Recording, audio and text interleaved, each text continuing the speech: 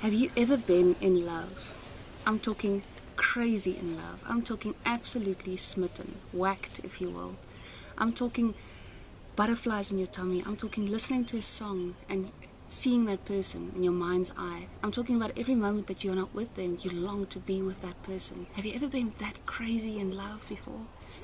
Where everything in your entire existence just begins to revolve around this person, this one person.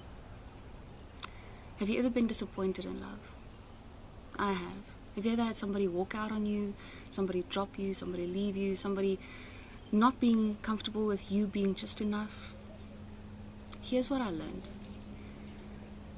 I began to seek the person who created love. Not being in love with the idea of love, but beginning to be in love with a specific person, the person who created love to start it off with. I began to fall in love with Jesus Christ. I got to know Him, got to spend time with Him. I listened to worship songs, spent time in the Word, memorized scripture, watched teachings that encouraged me, and I began to get to know the carpenter, Yeshua, Jesus. Yeshua as they called him in Hebrew. And you know what happened? When I was spending time dancing with God, He allowed the right person to cut in. He allowed the perfect person, not a perfect human being, but the perfect person for me to cut in and spend the rest of my life dancing with me.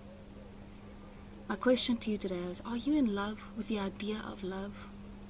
Are you so smitten with a human being that there's no room for Jesus in that relationship? Because in a relationship it works like this. It's like a triangle. You've got the two people at the bottom and you've got Jesus at the top, God at the top. And the more each person moves closer to God, the closer they move to one another. Is that the kind of relationship that you have?